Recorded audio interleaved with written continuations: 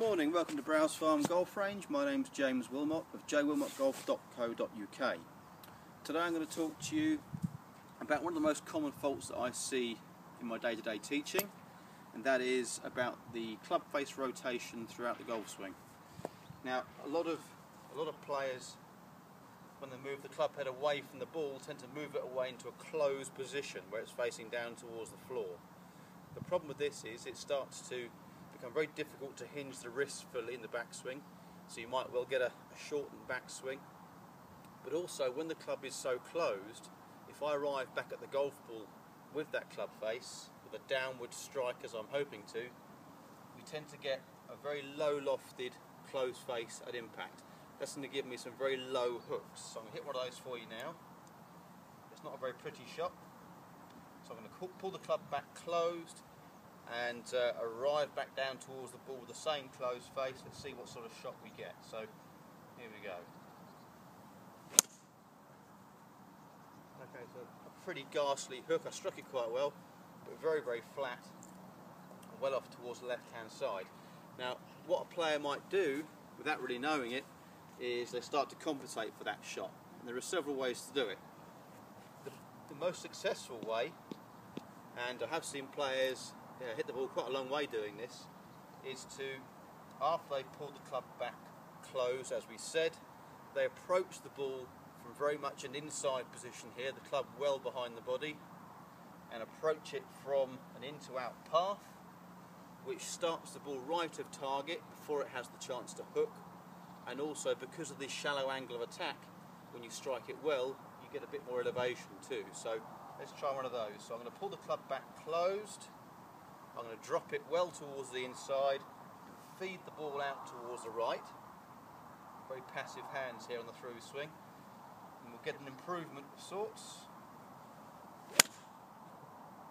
Okay, so certainly direction was better. It started right and drew, but you might have heard on the camera there that I caught the ground first, and that's really the downfall of that type of swing, is that where the club is so shallow on its in to out path, there's every chance you're going to either catch the ground before the ball and get a fat shot like I just did, or the club could easily rise off the ground and we catch the ball thin.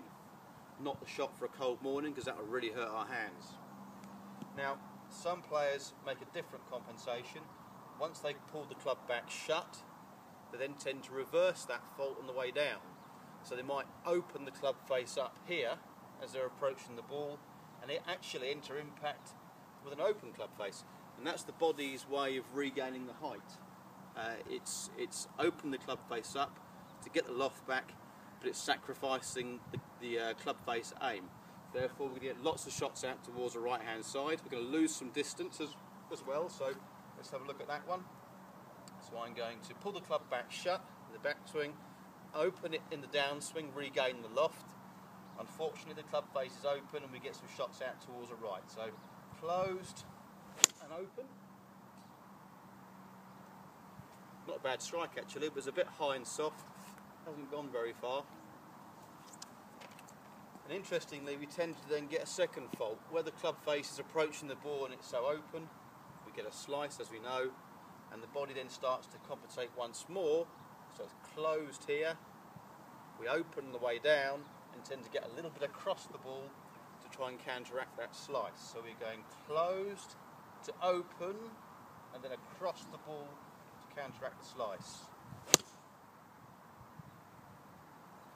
Again, struck it okay, but not on the green, I'm afraid.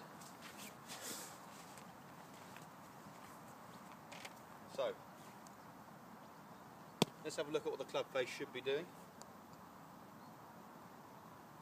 We're hoping to get the club square at address, and as the club moves away towards the camera, have a look closely at the club head and you'll see it rotates as I move away. The perfect position at halfway is to have the leading edge parallel to the spine angle. Sometimes you find good players tend to be a little bit more upright than that, but really you've got to be in that window somewhere between the spine angle and vertical. Is going to work pretty well for you. If you're in that position, the wrist can hinge fully, nice and easily. You can see the angle here is quite great compared to where we were before. But also, with that bit of wrist hinge, the club face is nice and open to the target but square to my body. When I swing through, the club can then release back to square. So we're looking to open the club in relation to the target, but it's still square to the body. On the through swing, it can release through.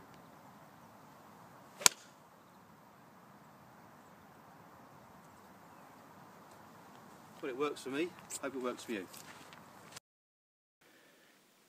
If you have any questions about club face control, email me at info@jwillmottgolf.co.uk.